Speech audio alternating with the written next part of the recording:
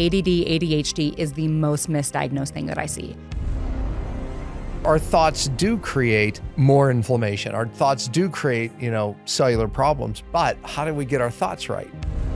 Medication doesn't change your brain patterns that much. I think that sometimes we think medication, right, just like goes in and does all the things. Really, most medication might change your brain one standard deviation. It's not gonna hide anything from me. There's no bad brains or good brains. All brains are good. It's a matter of what is your brain doing that's serving you really well, and what can we hone to make your brain serve you even better?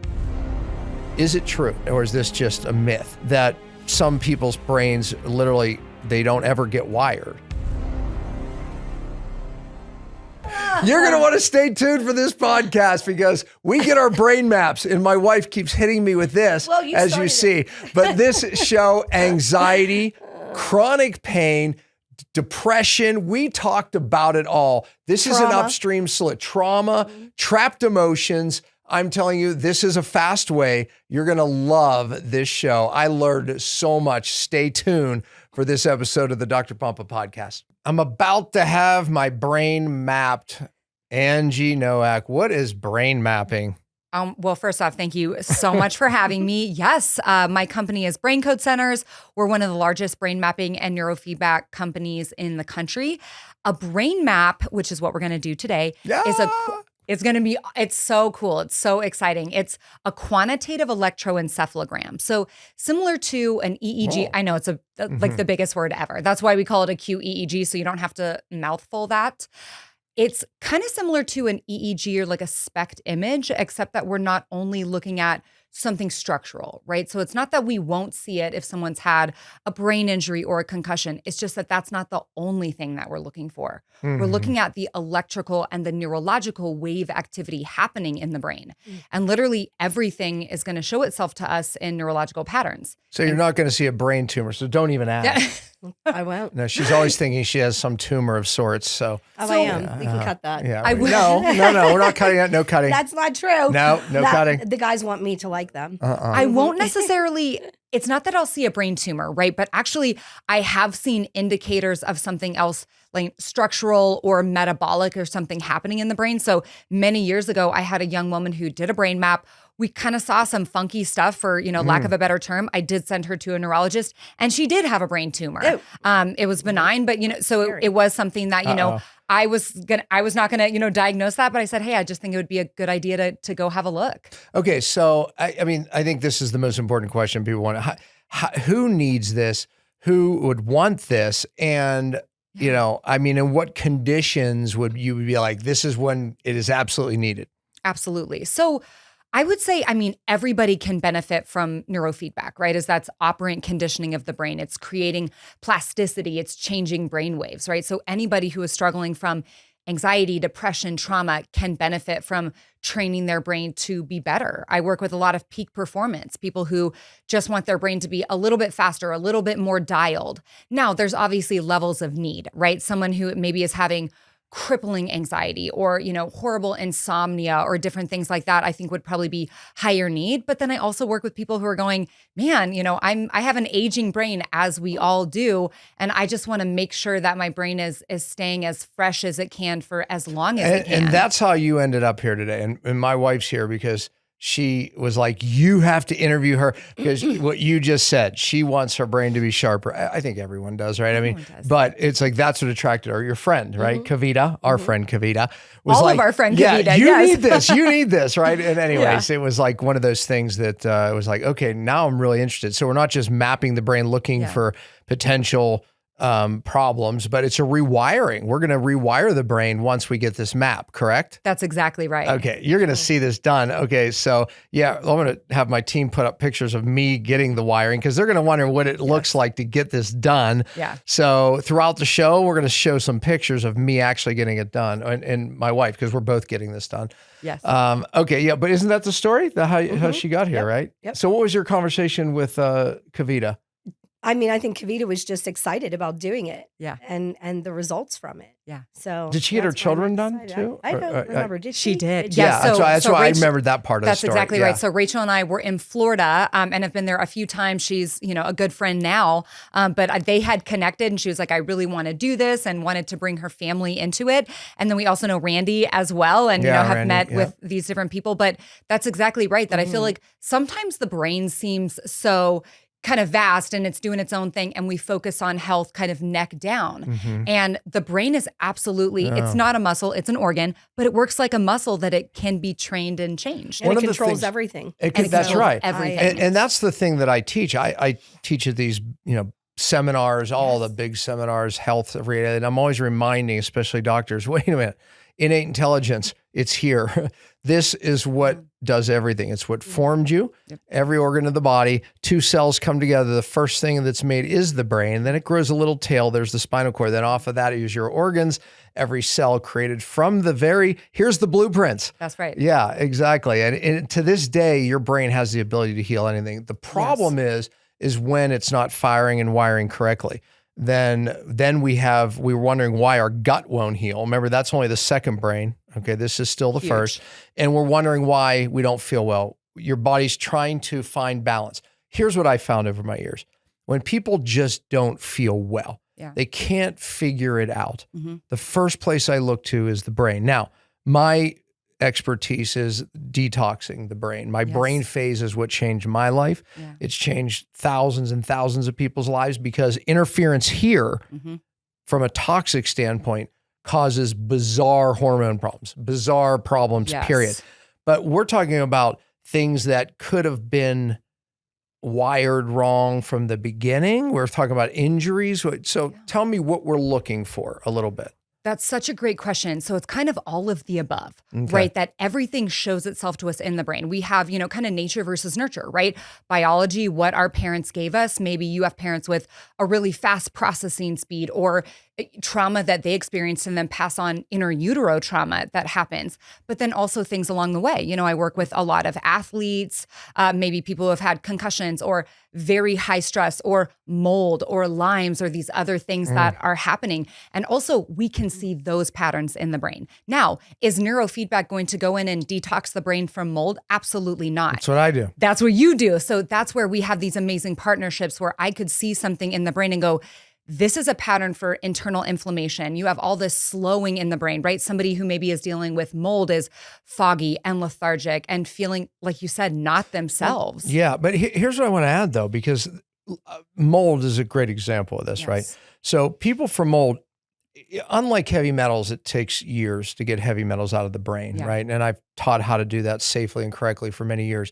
Mold is easy to get out of the body, but the problem is it leaves people in a bad neurological pattern. That's right. A cellular danger response, if you will, meaning I'm going to save your life, hypersensitive to not just mold, other chemicals, but also when I was sick, it left me just, not right. Yes. Okay. So number one, can you see that? Number two, have you corrected that?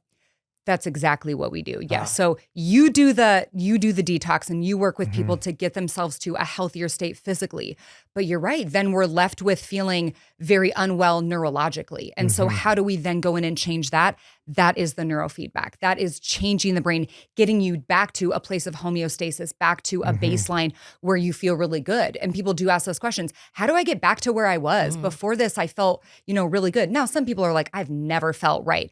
But those people who went from feeling good to feeling terrible, how do I get back here? That's retraining of the brain. What about people this is my wife's here because she wants to really learn more about this. I can't wait till I can unload on all the things that I want for you. Okay, great. All right. Actually, no. But okay, go ahead. You chose to be here. You wanted to be here. I asked you if I should be. Now I know why. Okay, because here's why.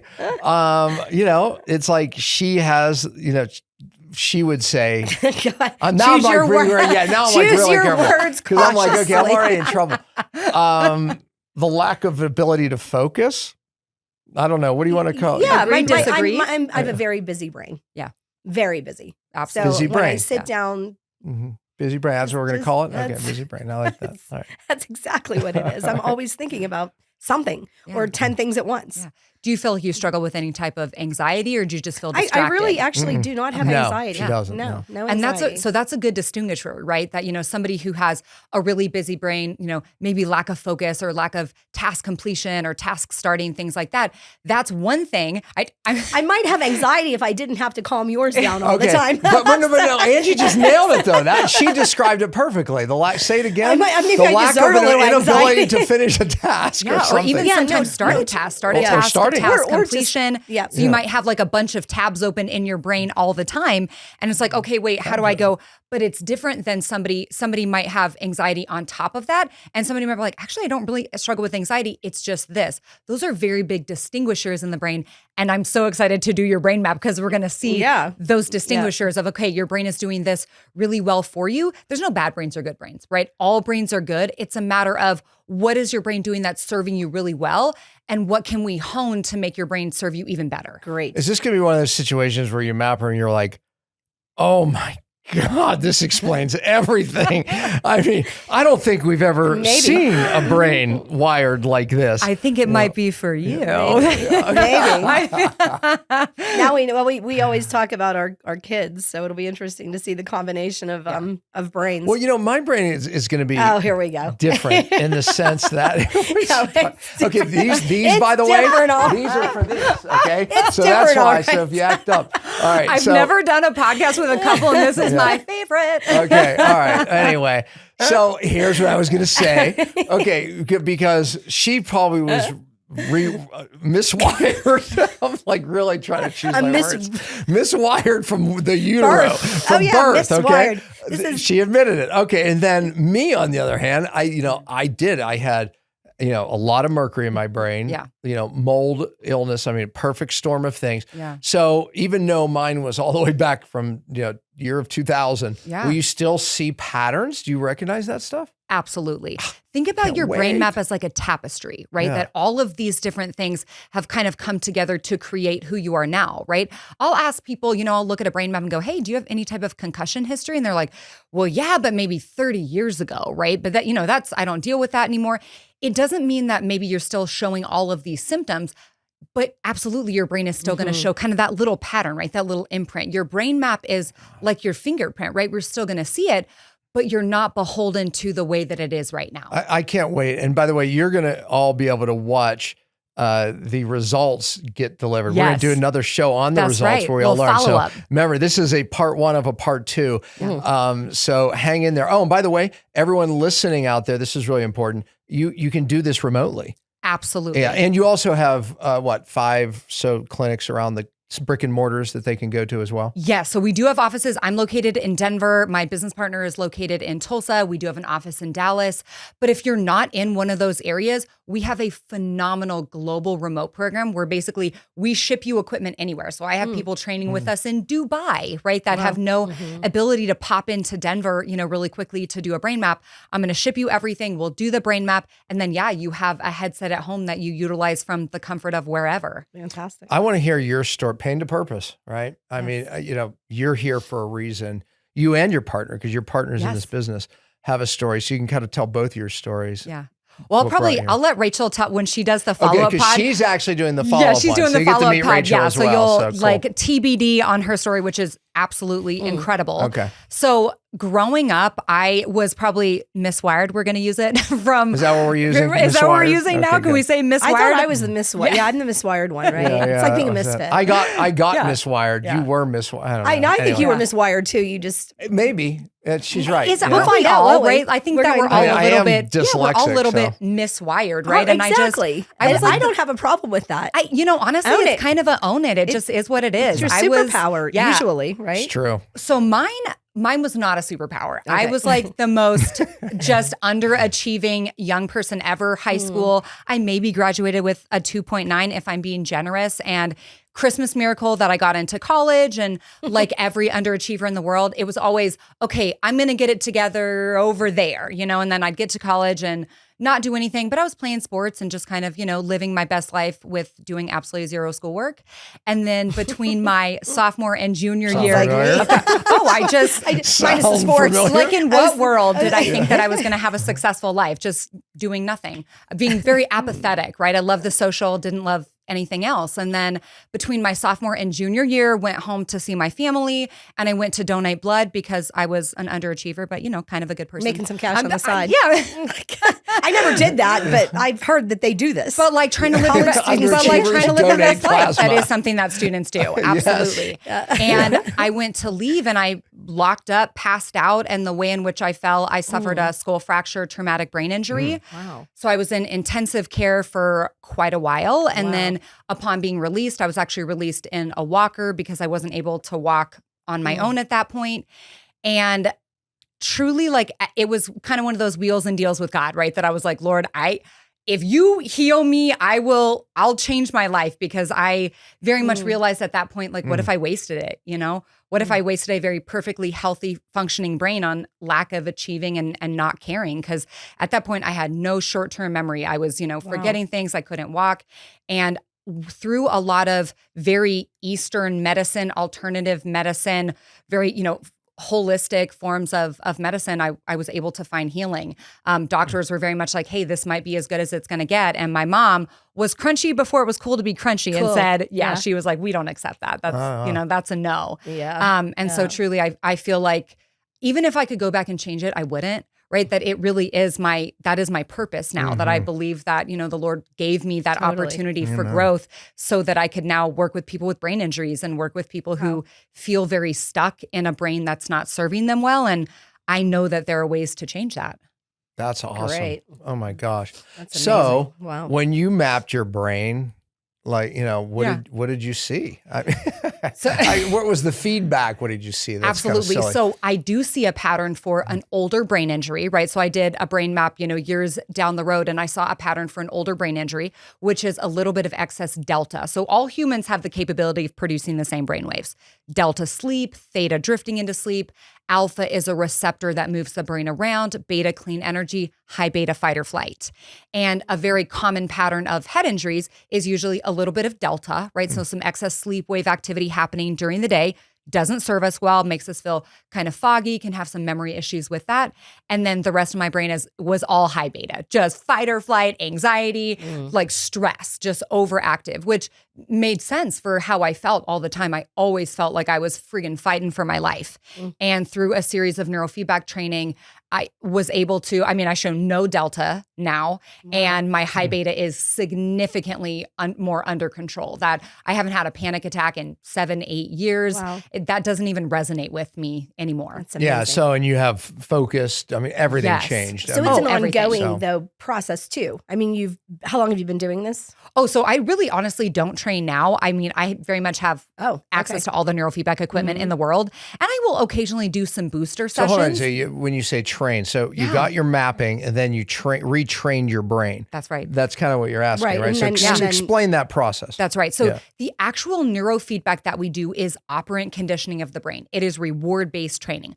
We're teaching the brain to create new neural pathways. Think about puppy with treat. Right? You tell the puppy to sit, you give it a treat, it repeats the behavior because it wants the reward. Sure. Right? Yeah, eventually we can take away the treat and it still knows how to sit, as now that's a new neurological highway in its brain, right? Right. We have neural pathways to everything. When we wake up in the morning, we don't have to relearn how to walk, how to talk, how to eat. We already know how to do those things. Learning how to ride a bike's a neural Learning how to pathway. ride a bike. You fall, you do, and each time a little bit better, and all of a sudden your brain wires it in. That's exactly right. So the actual neurofeedback, I would say, usually takes between like 6 to 9 months. Usually if you're doing it in person 2 times a week, if you're doing remote 3 to 4 times a week, they're only 20-minute sessions, right? So really you're doing this a certain amount of times, kind of where you're locked in, you have an app on your phone that you're engaged with, and then the rest of the time your brain is still utilizing those patterns, right? So very much like anything, once we commit that new skill to permanency, it's not like we have to keep relearning it. It's done. It's like regenerating. It's like riding a bike. It's just like riding a bike. Exactly. Or learning any skill, right? Any skill, We have to practice, but once you get it, now your brain gets it and is utilizing And you're that. literally doing most of that training either from your home computer or your phone? That's right. Yep. Wow, that's amazing. Yeah, and you do have It's 20 equipment. minutes. If you're remote, you have a headset, that has electrodes on it. They're not putting any stimulus in. They're only picking up information. But absolutely, that it's all of that exterior form of reward stimulus. So our son Simon, you could probably speak to this better because you found that in California, remember? He went to it, but it was complicated. I mean, it was the same principle. I mean, the guy was out of USC from them. And I mean, but they had him there. He had to go there. They had him all wired up. And then it was a reward system. Like he would start to control the screen or something. Yeah. Is it very similar to that? I'm not exactly sure. Now, if you were to tell me what type of scan he did and what he was doing, I would know. But probably, honestly. They mapped the brain and then he watched videos. Yeah. And it was like, if he like started going, it would be like it sounds like it. Okay, that people will test the system, right? But it was not this simple though. It was much and more. how many years ago was it? Many. Yeah, that's my point. Yeah, that's I was going to say, neurofeedback, I've been It asked was- before, did you create neurofeedback? I'm like, wouldn't that be so sick? Yeah. No, right? Neurofeedback started in the 1940s. And honestly, I would say even in the last 30 years, the efficacy has gone up significantly, right? We have better software, we have better equipment, we have a lot more peer-reviewed articles and research to really back the science of what it does. Right. Yeah. Yeah, this guy, I interviewed him. This is back when I did Cellular Healing TV. And he was a neuroscientist. So he was into like, he probably was talking a little bit over people's heads, but it was a very interesting conversation. It was basically rewiring the brain. Yeah. Right. And, really matter of fact, when we were there, I was shocked. I thought it was going to be people with different injuries. It seemed like every time I was there, it was like CEOs from companies that were there to get their brain to perform better. That's right. Yeah, and we were at a clinic, they wired them up, right? Yeah. I mean, it was like, I was like, oh, wow. I work with so much peak performance, so many professional athletes, CEOs. But Maybe it was actually Peak Brain Institute or something. Have you heard of that? I have heard of that. And you said in California. I think out of Orange County, I think is where we took him. Yeah, he was from, he taught at you don't have the name of the doctor, do you? I'm actually looking through my emails. I think he taught at USC. That's so interesting. No, when you say that, that absolutely jogs my memory. And I'm sure, honestly, from what you're telling me, it's absolutely some type of neurofeedback. There's actually a documentary on Netflix called The Quarterback. But that was my first introduction to it and seeing the results. There's a Netflix.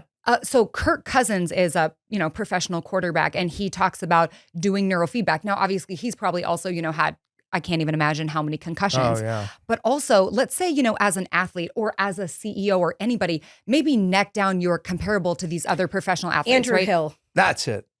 I knew it was Andrew. Peak Brain. It is Peak Brain. Andrew Hill. I'll look that up. It sounds, Peak Brain He's the absolutely scientist, sounds so, familiar. Yes, he's a scientist. But no, I will remind me of that. I'll look that up. I will. Yeah. Okay. But yeah, I mean, you might be comparable neck down to these other quarterbacks or these other people. So what's your edge, right? What's that thing that's kind of setting you apart? That it is always going to come back to your brain. If you're a little bit faster, a little bit quicker, your reaction time is better. That's why the CEOs were there. Heck yeah. They were getting that, and I remember the one I spoke to, and I was just curious. I'm like, why are you here?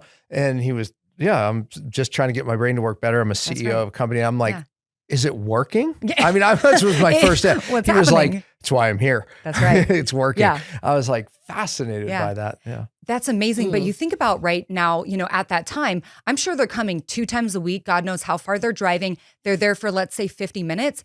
We live in a day and age where that just is not necessarily the case, right? That you might be traveling 3-4 weeks out of the month. Like, how do you, how do you make that happen? Do you hire somebody concierge to come do that?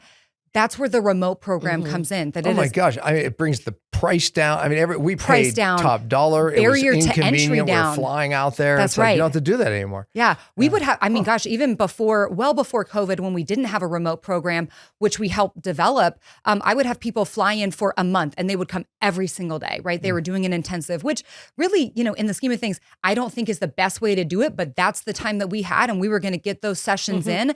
But now people can do it from anywhere. Yeah, that's incredible. Are we going home with equipment today? I don't even tease. Like I'll send you home with anything. Yeah. Awesome.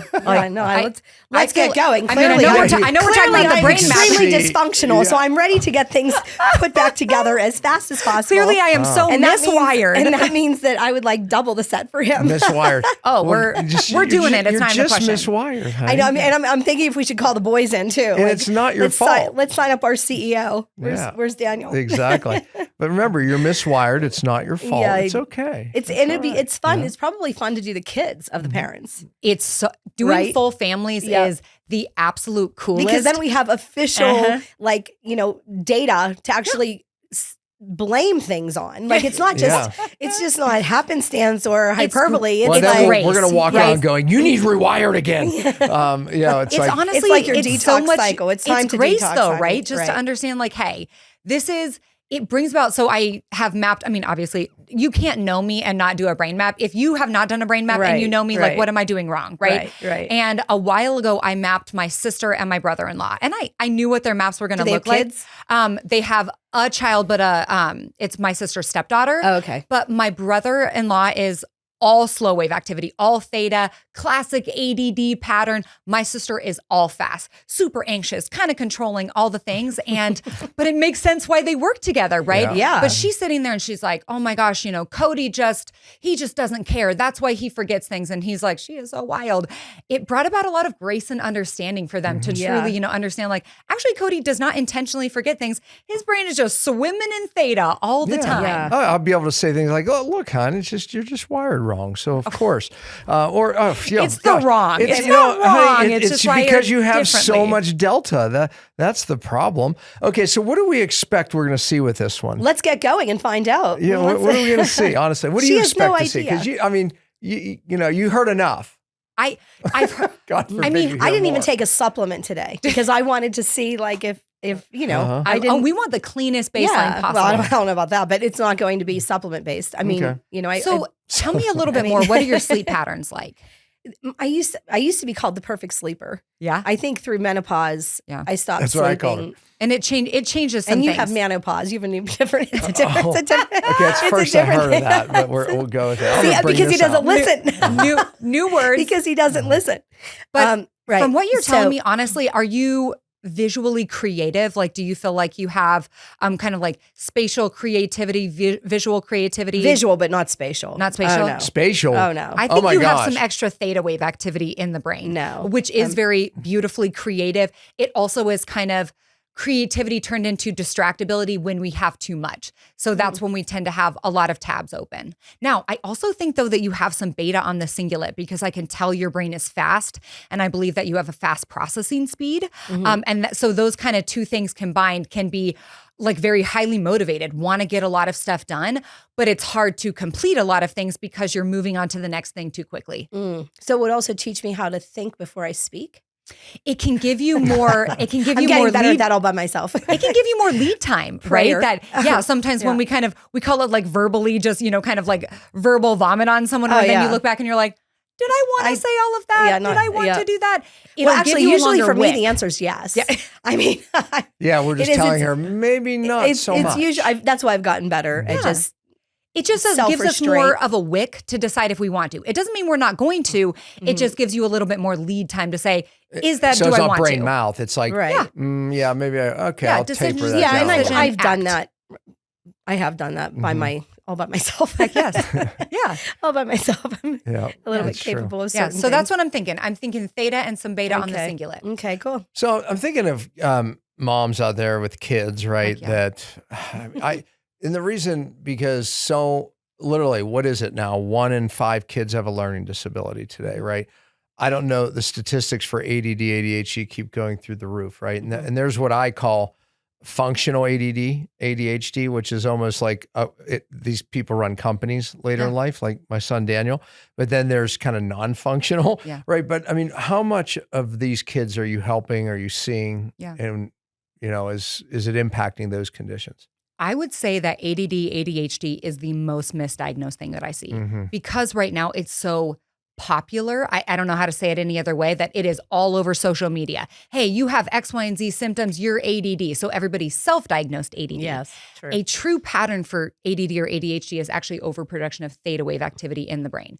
That is why Adderall and Ritalin, and there's no shame in the medication game, but I am not a proponent of giving children, people Not at all. stimulants No. ever. But that's why Adderall and Ritalin are stimulants, because they speed the brain up so that person can focus. Now imagine an overstimulated culture. Have you read the book Glow Kids? So it talks about basically the technology addiction in America. And it actually compares children who are addicted to technology to the same brain maps of adults addicted to cocaine. And they look very similar. So we have a lot of overstimulated kids running around who are looking at phones all day, who are looking at totally. I mean, even it's at school. correctable by just taking their phones out of the classroom. Just taking screens out of classrooms, these kids respond very differently. It's dopamine hit. They're Dopamine all the time. Yeah. We just saw a segment on them doing that and how it's just kids are balancing and they're talking again and they're communicating. Yeah, a few and they're school looking in each other's districts eyes. have said no more phones in school. I'm like, why did that take so long? Yeah, where was that? I think because the idea, right, like technology, just on Fox it's News brought us yesterday. so far. And I mean, like when we got computers in schools, like how cool they can do so much on an iPad. Their brains are being so overstimulated all the time that now they're showing all of the same symptomology as ADD, ADHD, but now they're being prescribed stimulants to refocus and to do all these things that are honestly just overstimulating them. So really, I think the first step is, hey, let's see what's actually going on, right? Which I know that sounds like, well, yeah, of course you should do that. If you've been to a psychiatrist recently, you do not get a brain map before you get prescribed medication. Yeah, no. You get a 10-question questionnaire and it's like, here's your, let me know if that doesn't work. Don't worry, I've got 1,000 other things to prescribe in case that doesn't do what we want it to do. So does this brain mapping actually, is it able to say this is classic or this is, subclinical ADD? I'm going to say I totally see why you've been diagnosed with that, right? I've never been not me. No, you I'm personally. self-diagnosed by my husband. Yes, I knew that No, was you coming. personally I knew just, that was coming. people say like, hey, I totally see it. It's not a true clinical pattern. Hey, listen, but I own it. You know why? Because I get shit done. I do. I mean, on the flip side of that, I actually do. Yeah. Like I do have a lot of tabs. Well, that's why open. our oldest son, he runs our company, he's CEO. He can have 10 balls in the air. Didn't I say, I bet you're super motivated. As I actually complete my balls at the end of the day. They're all in my hand. I mean, Daniel's are still up in the air, being He's caught. just tossing them. He's just juggling both them. of you delegate the heck out of your we're very good. activities. Yes, both me get and it done. Daniel and I are both Listen, extremely that's not a bad good thing, delegators. No, right? Oh, no, I love you it. know your strengths It's and my say, hey, this isn't one of them. This is my superpower. I Totally. have 5 other people standing right next to me. I'm like, I know you're good at this. You're good at this. By the way, I have kids. Like when you're raising kids, isn't that what you're supposed to do? Delegate things that they can handle to them? Absolutely. I mean, if you don't, you're doing them a disservice. Absolutely. Have you read the book, The Brain That Heals Itself, by Norman George? I have not read it, but I absolutely understand the concept. Oh my gosh. It was an Incredible. eye We loved opener that for book. me. Yeah, I did. we I did tore love that thing that book. apart Yeah. because basically, what it showed is the brain can be rewired. It does rewire.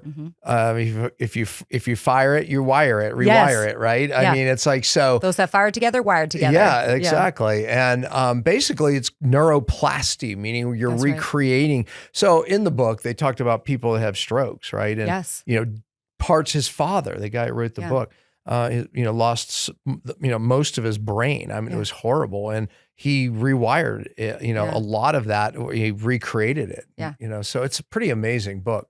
Our brains are incredible in what they're capable of doing, right? We know that if you had to have, let's say, an area of your brain removed, other areas of the brain will kind of take on those traits, right? That they're like, hey, we're down over here. Don't worry, we'll pick it up over here. Yeah, truly incredible. I mean, but that's the same principle, right? Yeah. You're creating some neuroplastic reconnections of different wiring. So, one of the things you see, like as your kids, I think every parent out there can relate to this. As you see your kids mature, a lot of their bad decision making is because they say they're just not using their frontal lobe. It's not mature enough. It's not even there yet. Or it's really a 24, wiring. 25? Yeah. 25. Yeah, especially boys. You see them make these crazy decisions, and young boys are like, they have no fear. It's not even wired in. It's like, that part of this development does answer a lot of things. But here's what my point is. Is it true then or is this just a myth that some people's brains literally, they don't ever get wired, right? So we see these adults making poor decisions. We see these adults making bad decisions. You think like, my gosh, what is wrong? Could it be just that it needs to be wired better? Is that kind of That's a really good question. It's not that it didn't get wired. It's that it was rewired wired in a really rough way, right? Let's think about kids who maybe grow up in trauma, right? Something that they're in a really bad situation early on. Their brains grow up around and develop around fight or flight, right? Develop around I am not safe. So even if, at some point they're now in a safe situation, their brain's like, don't worry, to keep you safe because we did this for so long, I'm just going to stay here, right? So you get that impulsivity, right? Where you're like, do you think before you act? The answer is no, right? The answer is I am sheerly acting on impulse because that's what my brain knows, right? Or, if things happen early on, maybe like some head trauma, right? Young kids playing tackle football at these very early developmental ages, and their brains are literally getting banged around. And then I actually had a young man who I did a brain map, and the mom was like, I think he's bipolar, just, so wild, all these things. And it was concussion history, truly. But it's showing very similar symptoms, right? That's why we know that traumatic brain injury and concussion are kind of an invisible injury, because they look a lot like you're just grumpy, you're just rude, you're just, all these other things, but it's actually from something else, not really a behavioral issue. Yeah. So the answer to that is yes, they are capable of being rewired. Actually, a very cool niche population that we've worked with is kids who have been adopted, right? That, we see this reactive attachment disorder pattern where you have a kid and people are, well, I adopted them from birth. I picked them up from the hospital. We have a very strong understanding of inner utero trauma that happens. So, for a child like that, you could talk about it, cognitive behavioral therapy all day. They don't have memory of what happened, right? So how do we still heal the brain on that neurological level? Neurofeedback's a great way to do that. Is there an age when you're too old? You're not going to have as good of a result as if you started earlier? Absolutely not. 58. No. Good. I guess he's not talking about me because he's always telling me I'm now 59. So clearly not me. No, absolutely not. The brain is always, what was it 30 years ago? We thought the brain stopped being neuroplastic at age 30. Like downhill from there, no way. That we have disproven that 1,000 times over. The brain is always neuroplastic. It's always willing to change. Yeah. I work with people in their 80s who are like, hey, I just want to keep my brain as fresh as I can for as long as I can. Yep. Heck yes. So no, a child who's 10, right? They have 10 years of ingrained neural pathways versus somebody who's 65. Right. So you're absolutely right that this might take a little bit longer, but it also depends on, what they've been through and how far outside of the standard deviation they are, things like that. But oh no, the brain's always willing to change. Do you have that standard deviation that you will compare in all things? Yeah, we have a standard, a kind of a global standardized database, but there is not one perfect brain, right? It's not like, this is the brain and everybody's brain. It's about making your brain the best version of your brain, right? So if you have some extra theta and some beta on the cingulate, now maybe we know that about 2 standard deviations above or below, and you're feeling pretty good, right? That's where your creativity can shine. That's where you get stuff done. You're motivated. 4 standard deviations outside, and that's where you have got so many balls in the air, you feel overwhelmed. You're feeling a little bit reactive, right? That you're delegating, but you don't even know to whom, right? So it's where we want to, kind of pull back on it some, but we're not changing your specific pattern. No, and that's interesting. And I bet it's also helpful for people too that don't realize perhaps how overwhelmed they are or what they're not focusing on. Yeah. That when you can map their brains and then dial into things for them and start their programs, they say, oh my gosh, like things are just working better. That's exactly right. Yes. I absolutely hear that. They might come in for one thing where it's like, hey, it's my anxiety. That's the one thing. I can't just work on anxiety, right? That's kind of the medication mentality, right? Where it's like, I take a med for this and a med for this and a med for, and then we look at the brain and all those patterns are like this. Yeah. Yeah, because you're not working on anxiety anyway. You're working on what you see in the map. Parietal lobe, temporal lobe, overactivity. You're exactly right. But yeah, it's not like there's this one anxiety protocol. That can come from 50 different patterns in the brain. I'm working on what your brain is telling me that it needs. Yeah. What about, this is completely a selfish question, PTSD. I have PTSD around mold because I was so sensitive, still sensitive. Yeah. Right. And so therefore, she'll tell you if there's like water, I'm Johnny on the spot, so can we fix that? Meaning there's something in my part of my limbic part of my brain, the primitive part of the brain that wants to save my life. And that creates the overreaction. I get physical symptoms. Yep. It was really bad, in the past, but can it fix that? when we say fix that, right? Change that pattern of that reactivity, that very visceral response where it's like, I see this, my brain tells me not safe, threat, bear in the room, gonna get me, I gotta go. And that's happening from my amygdala though. Yes. I mean, you know what I'm saying? So, yes, I know exactly what you you're touch saying. a hot stove, you know, from this day forward, okay, that I have to be cautious, that's right? Freaking hot. Yeah, that's gonna burn me. That's driven into this primitive brain of mine, of all of ours. Yeah. So can it help that? Absolutely. Yeah. So one, I'm going to see that pattern in your brain, right? Really? Like knowing the mold, knowing the things you've experienced. Also, you think about somebody who's had cancer, right? That's your body betraying you in a way. So we have these people, yes, you were going to deal with, the kind of rehash of maybe the chemo and things like that. Also the PTSD of what you've experienced, right? And gone through traumatically through that experience. So yes, I'm going to see that. And really think about it this way, right? You see something and you go, oh my gosh, honey, I went from 0 to 100. The reality is you're probably not starting at 0, right? The reality is your brain is probably sitting a lot hotter than you think it is all of the time, right? From that experience, from that long-term prolonged stress over time. That's a good point. Yeah. So you're probably going from, let's say maybe 80 to 100. 80 to 100 is not a far jump, right? If we could actually teach your brain to sit at a more normalized baseline, right? Hey, I operate at 40 and I feel good. Then I see something and okay, that's stressful. It's not like you're going to go, man, mold, great, love it. Absolutely not. You know that's Never not going okay. to Yeah, it's not healthy, but it's not healthy. You're not going to have the same visceral, somatic fight or flight response because your brain has been trained to do something different. Yeah, that's good for everybody. Yeah, absolutely. 100%. Not just when it comes to that. I mean, obviously you're asking personally, but we work a ton with first responders, right? Who, what they have experienced, what they've gone through, what they've seen.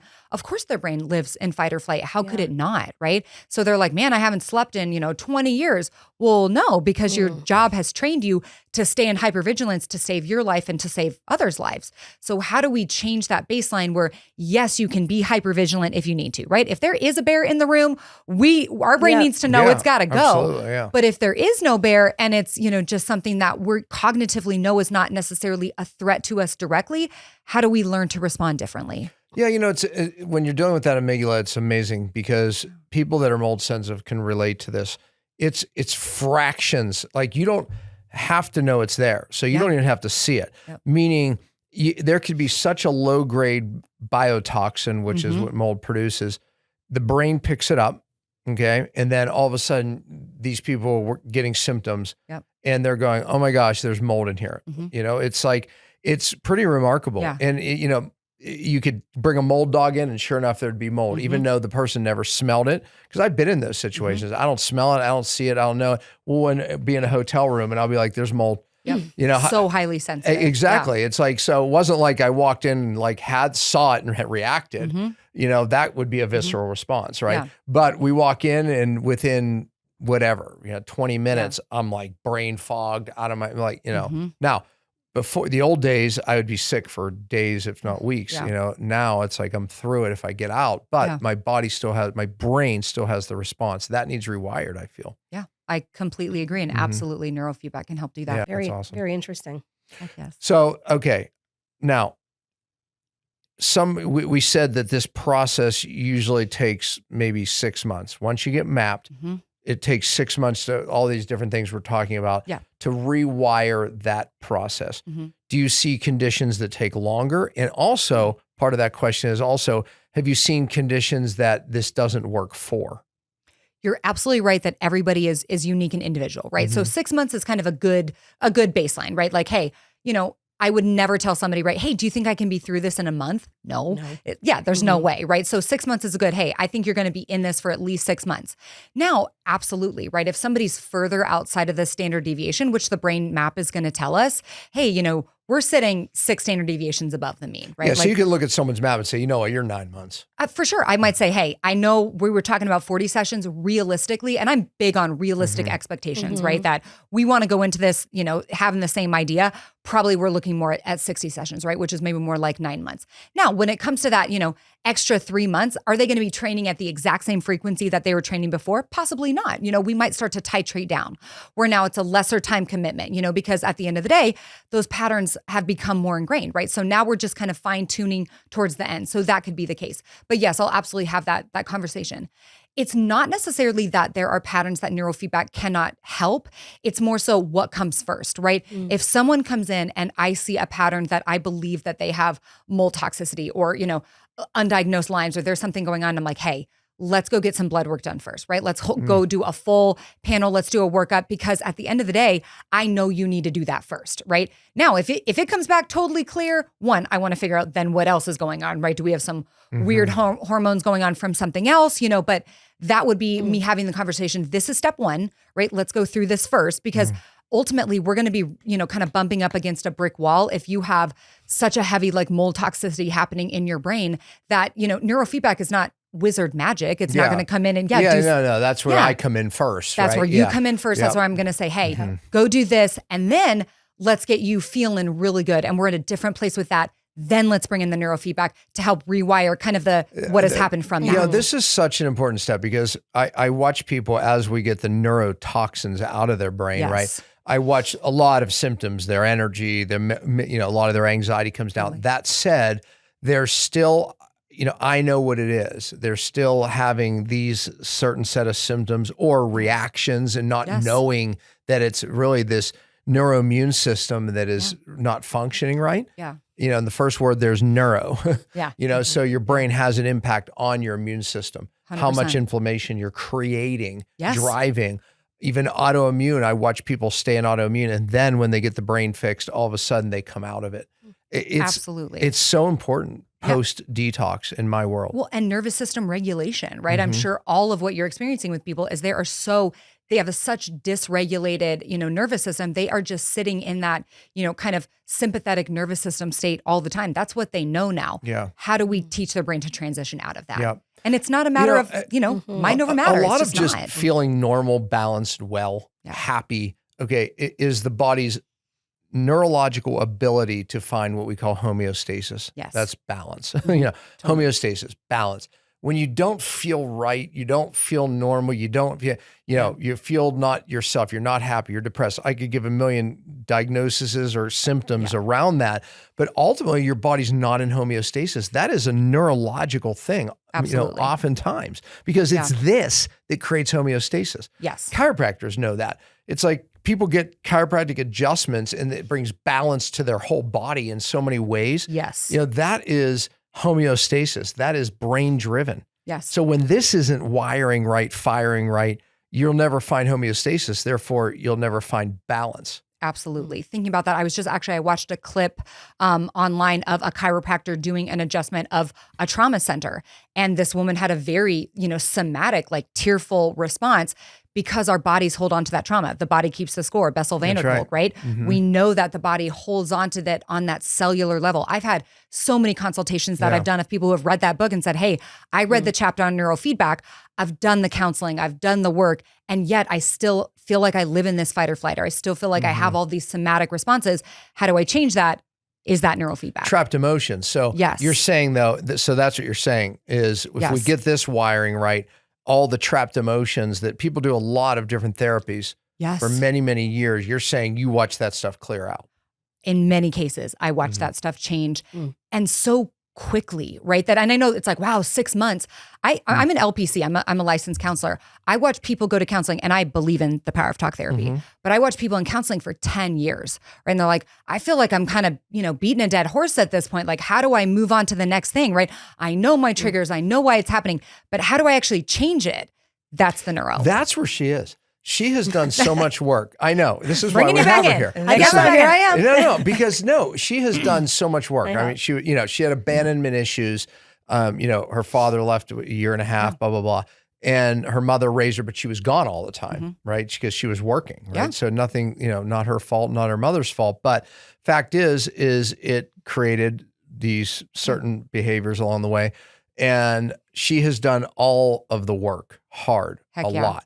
And way better help to your point, right? But I feel like that it's this rewiring now that is the next step. Yeah, it'll be fun. It's going to be fun. Yeah, it's going to be so fun. And actually, there's a bunch of research now that ADD, ADHD trauma patterns kind of mimic those symptoms. Again, why we see so many misdiagnoses. Because now when I say misdiagnoses, right, what is a diagnosis? It's a set of symptoms. Yeah. So do I believe people that they have that exact set of symptoms? Well, of course, they're telling me that they do. It's more just where's it coming neurologically, so we make sure that we're actually treating what needs to be treated versus throwing spaghetti against a wall and hoping we find something that sticks. Yeah. Wow. The power that made the body heals the body, right? And that power's here because remember, it started with 2 cells. That's right. The tail, it's like it made everything about your body.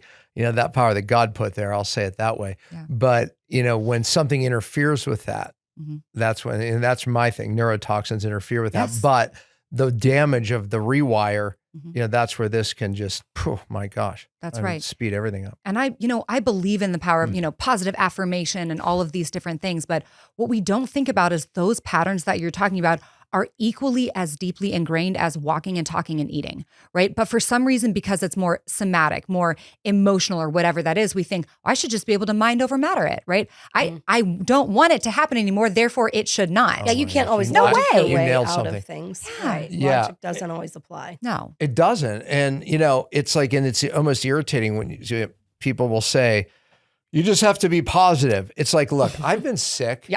Okay. It's like, and I can tell you that I knew all that. I know how much our thoughts affect ourselves, but I couldn't be positive because I had neurotoxins in my brain. So I mean, this goes on the same thing. It's Absolutely. Yeah, it's very difficult when you're not firing normal to be positive. So therefore, our Absolutely. thoughts do create more inflammation. Our thoughts do create cellular problems. But how do we get our thoughts right? Yeah. We're back to the more causative factor Yes. that you're dealing with. It's kind of that top down, right? We need to change it on that neurological level so that it can affect our thoughts, so that it can affect our physiological being, but it's like, where do we start? And what you said at the beginning of this podcast, it all starts in the brain. Yeah, it does. Okay. So are there any people that get negative stuff, meaning, as you're detoxing people, the body's letting go of stuff. It's going to tell you. Yep. So do people go through a Herx reaction, a healing crisis while they're rewiring, or don't we see that as much? Not necessarily, right? Okay. So now I would love for, every person who comes in, every session you do, you've just never felt more spectacular. Yeah. Yeah, not always the case, right? I think about it kind of like working out, right? That the first time you go to the gym and crush a leg day, do you wake up the next morning and you're like, I've never felt more spectacular in my life? Probably not. You're a little, you're like, oh man, I feel that. Does that mean you go, I should never go to the gym again? The gym is the worst? No, you go, I'm building muscle, right? So sometimes people experience a little bit of fatigue while training. Absolutely. Your brain is working so hard to do that, but it's all assimilation, right? And I believe we do a very good job of walking, clients through, hey, we're working on some harder areas of the brain. Prefrontal cortex is sensitive. Your temporal lobe 6 and kind of a more developmental trauma area is sensitive. So if we're training those areas at a certain time, like, listen, this might be a tougher week, right? If you find yourself feeling a little bit more emotional, if you find yourself feeling a little bit more irritable, that doesn't mean something's wrong. That means we're getting into an area that is sensitive and probably just needs a little bit more love and a little bit more work, right? So all of it's assimilation, but no, it's not something it's not like a die-off symptom, right? Where you're like, I've never felt worse. Yeah. I must be getting worse. No, you're actually getting better. It really isn't like that. Yeah, that makes it easier for sure. Do you believe in, what's it called? TM, Cranial magnetic. Yeah. EMDR. Oh, No, EMD. the magnets. Oh, magnet. EMDR is a trauma therapy, Yeah, transcranial magnetic stimulation. It's just very different than what we do. So I absolutely do believe in it. And there's a lot of research for TMS for like TMS. Yes, TMS. I'm dyslexic, so I can never put 3 letters together. If my life EMDR is depended on it. actually the worst one. And people will call me and they're like, MDMR. I'm like, what are we talking about here? EDTA, that's a key letter. Just a kind of a couple of letters strung together. Transcranial magnetic is putting stim into the brain. So it is actually a form of like putting shock into the brain. That's just not what we do, right? So it's definitely neurofeedback is less aggressive in that way. But have I seen people who deal with, medication resistant depression, right? That they are very, very low. Absolutely. I have seen that, be really very incredible for people. I usually, that's not always a first step for people, a lot of people try a lot of other things and then kind of turn to putting stim into the brain. Yeah, but I think that's more of a hardcore approach. it's pretty hardcore. Yeah. different anxiety, depression, and things like that. I agree with you. Yeah. Yep. Oh, crap. My question went right out the window. Can you help me with that? No. I'm kidding. We call that recall. Oh, gosh. Memory recall. I'll think of it. All right. Where's our Aphora water? Our sponsor, Aphora water. I don't know. Usually they leave me the bottle. They must have poured it all. I'm enjoying drinking it so much. I know, want exactly. More. I have it at home. I was going to say Aphora water. This is the best water in the world. It's 40 parts per million oxygen. Really? In the water, yeah. Is it from here? No. Like Santa Barbara? Santa Barbara. But we have their filtration system in our house. Oh, yes. And then we're getting a sauna, like hot that tub. we can Yes. bathe in. Yeah, Oh my gosh, exactly, that's yeah. amazing. How cool is that? Yeah. Yeah. Dang. Okay. It'll come back. My question, it was so good too. Yeah. It was really the question. To touch on your EMDR, right? So EMDR is a form of trauma therapy, Yeah, right? that's why I did it. Oh, it's amazing. What I have found for some people, because we kind of talk about what does this pair well with, it definitely can pair well with EMDR. One thing I've seen with EMDR is sometimes it can be describe what re-traumatizing. EMDR is for people. It's eye movement desensitization. So it's actually a form of trying to desensitize the brain to specific traumas. Triggers And triggers. That's right. Now, people do have to relive and walk through trauma. So what I have found is some people can be re-traumatized by it if they do it too soon. So neurofeedback, I do talk to people who have done EMDR and now we're doing neurofeedback. Sometimes neurofeedback is a better first step because sometimes when you process through trauma, it's so, what happened is so awful or so fresh and so new or whatever that is, that it can actually re-traumatize and then we feel like we're backsliding. Okay. I know what I was going to ask. Yeah. You were right. It came back. Yes. So access was denied for a minute. So people that are on psychotropic drugs, Yes. brain medications, if you will, things like that, does it work? Does it give you a clear pattern? Can you retrain when they're on these medications? How does that work? I would honestly say probably 75, 80% of people are on some type of medication when they come to us.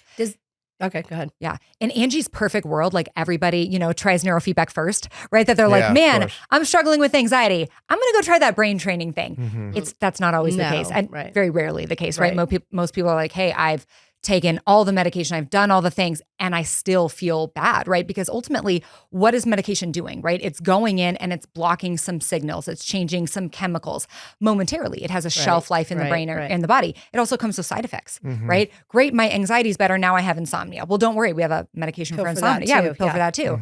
So yes, people are on types of medication. And we know we are experts on how different medication affects the brain. And there are definitely benzos affect it differently than an SSRI versus a, whatever. But no, this is not something you need to wean off of all medication before you start. But throughout the process, absolutely, titrating off it is going to be key because at some point you're going to start to feel over-medicated, right? If we're taking you down and it's taking you down. When we detox people, they're on thyroid medication, right? Like, don't stop. Okay. And Don't do that. And then what happens is they need less and less and less and less because all of a sudden you'll start getting like, I feel like I have more anxiety. I feel like I'm not sleeping as well. You need to cut your medication with. That's right. Work with your doctor on that. But as you're getting rid of the toxins, you're going to need less. Now, when you map their brain and they're on these, psychotropics, what does that show up too? It does, but and this might be mind-blowing for some people, medication doesn't change your brain patterns that much. Interesting. I think that sometimes we think medication, right, just like goes in and does all the things. Most medication might change your brain one standard deviation. It's not going to hide anything from It's you. because maybe it's a serotonin uptake inhibitor as an example. It's just changing some of the chemistry perhaps. That's right. But it's not going to change how it's wired. Yeah. It's not changing your fingerprint. Proof positive. It's not doing anything for the cause of the problem. That's right. It's just pushing more chemical. I mean, that's why alcohol works. Cocaine can work, right? Yeah. In the moment, short term, right? In the moment. Yeah. Is there anybody that shouldn't do this? Not necessarily anyone that shouldn't. I will say, so we work a lot, you're talking about alcohol or cocaine. We do work a lot with addictions, right? And that was my other question I had. Thank you. Yeah. Does it work for addiction? Oh my gosh. So I actually recently went down and spoke in Texas for the Texas Addiction Association conference and did a full presentation on neurofeedback in addition to like a recovery program. So now if someone is active in their addiction, they're like, I just want, neurofeedback to make me not want to drink anymore. I mean, come on. No. Yeah, no. Discipline. We need to do some other things, right? Yeah. But the idea, right, that we're just treating behavior, just treat behavior, just treat behavior, just treat behavior, and we're not actually getting to the root of why you want that in the first place. Anybody who's doing a drug, we're trying to self-medicate, right? We're trying to put something synthetic in to change something in our brain that our brain's not doing on its own. Even if somebody doesn't deal with an addiction, I could tell you by looking at a brain map what you like, right? Like, hey, do you enjoy a nice glass of wine at the end of the night? Well, yeah. Does it take you at least 3 glasses to even start to feel it? Well, yeah. That's because your alpha is dysregulated, right? So we can talk about those things, but there are so many studies. I have like 10 studies literally, in a folder on my computer that talk about just adding neurofeedback to an addiction like program. The statistics of it helping stay someone sober for a year, for 2 years, for 3 years is staggering. Wow. I mean, like the relapse rate, just regular for, a 12-step, whatever, is like something like a 70% relapse rate. It flips it. It literally becomes a 70% sobriety rate, 30% relapse rate with the addition of neurofeedback. And not because neurofeedback is magic, but because it's getting to the root cause. That's right. I want to hear some of the like craziest things you have seen. Yes. Like I couldn't even believe this. Like this is what happened to this person after their brain started wiring right. I could give you thousands of stories as I've, been doing neurofeedback for years and years and years and years. I'm thinking of one woman specifically who she came into me and she said, Angie, I have very specific anxiety. It is travel anxiety. I cannot get in on a flight. When I do, I'm like on several Xanax. And even then, sometimes I'm so drugged that and even then I'm like, I'll get back off and I just can't do it. Was thinking about not going to her best friend's wedding in another state. She was like, I just can't. So this is kind of my last stitch, right? Like I want to be able to do that. At the end of 6 months, not only did she go to her best friend's wedding, she texted me from China. This woman, she couldn't even get on a 30-minute flight. She flew to China, sent me a text, and she said, my life has been transformed. I don't remember who that person was. I feel like ultimate freedom, right? From something that was, and that's such a specific type. She was thinking, right, this is such a specific type of anxiety. Can you treat this? Because she's like, I don't have anxiety all the time. Wow. Which really wasn't the case, right? We were talking about her baseline. She was going from 80 to 100. She thought she was going from 0 to 100. I'm thinking of another young man. A mom came into me, child who had been adopted and was pretty behind developmentally, right? A lot of, drug and alcohol in his system, bouncing off the walls. I mean, like every doctor in the world wanted him to put him on every medication in the world just so he could, function in society, right? Yeah, cope, whatever that looked like. And he was so incredible. Literally, you watched him physically change. Like first couple of sessions, he was pulling off electrodes, couldn't sit still. We'd get 10 minutes. And I was like, this is what we can do today. By the end of his training, was saying, I love you for the first time to his parents, experiencing emotion, meaning it, was not being, when I say reactive, like was not trying to harm his siblings, was not trying to harm his parents. His brain literally was living in survival before that. Full transformation. I ended up seeing their other kids because they were like, wait a second.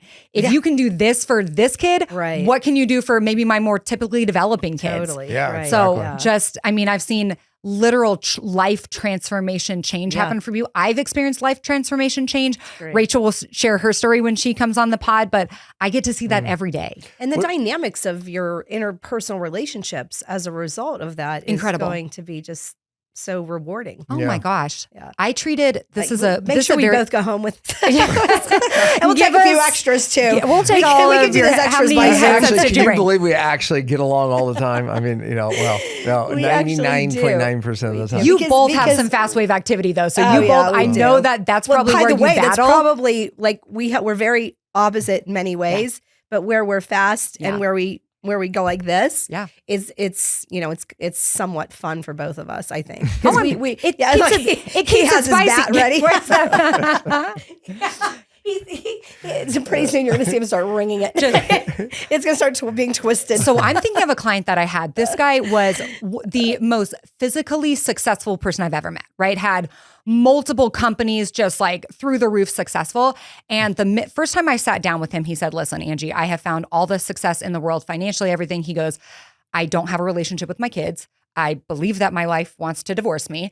And he's like, that's what I want to work on. And I'm like, but all those things are so interconnected. What probably makes you in some ways a good CEO, kind of, you're a pit bull, you're all the things. Like, how do we keep the really good areas of that, the drive and the motivation and the able to have hard conversations, but also then you can transition when you go home, right? Yeah. And you're not the CEO at home, right? Yep, you don't, right. your wife is you not an still employee. think you are.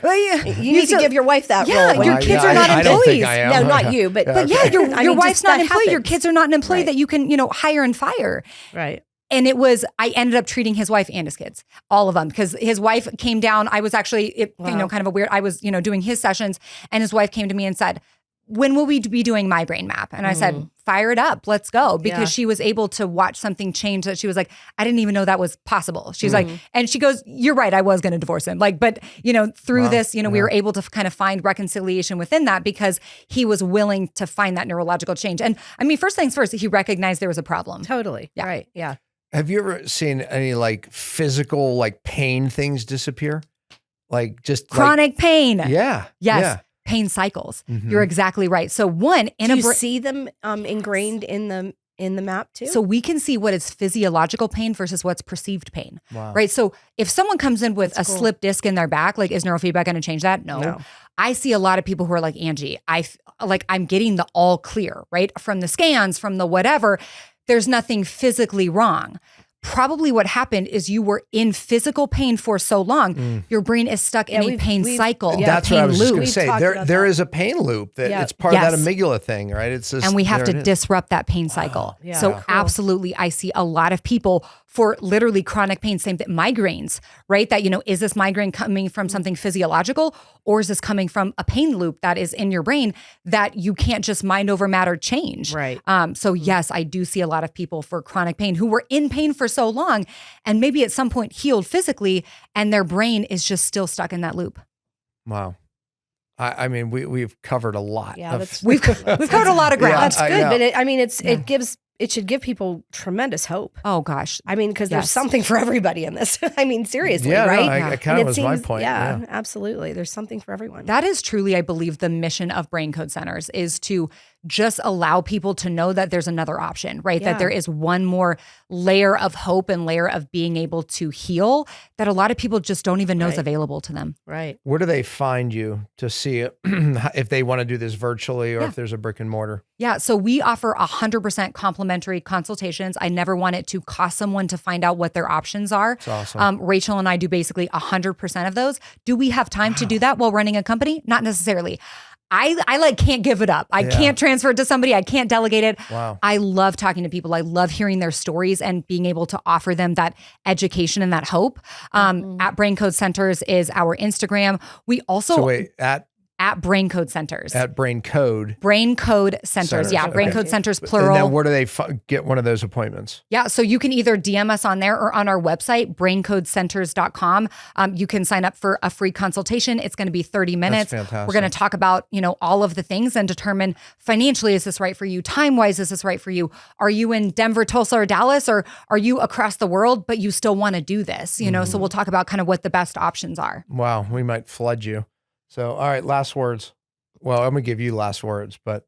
Yeah. Oh, just put that thing on my head and let's go, sister. I mean, the last words are brain maps coming. Let's do it. I'm ready. Let's do it. Yeah. Anyway, so anything you want to tell them you feel I didn't ask you that is absolutely you want them to hear?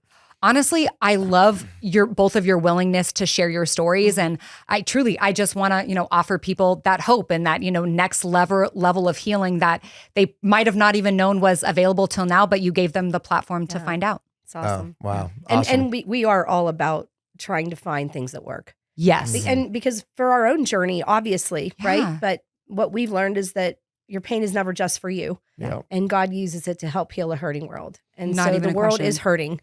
And we are on that healing journey ourselves. And it just seems like that God does bring really good things into our life. And we're always asking. Oh my gosh. And it takes authenticity and transparency from people saying, I was struggling, I went through this, and here's how I got to the next step. And the next step, we know that health is a series of puzzle pieces.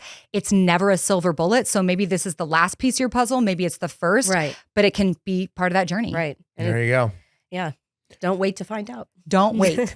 Don't wait. Don't wait. Honestly. Don't wait. And by the way, you definitely want to like and share this because how many people do you know that are struggling, right? They're downstream from the cause of their brain not firing, not wired correctly. So share the show because you'll impact lives. And that's what we get. People that share this is how the news spreads. So do your part. Thank you for being here. This was great. Thank you so much. I can't wait to so much. do some maps. Can't wait to Let's get it mapped. You're going to see that next. Oh, stay tuned to see our results. That's the second show. That's the next show.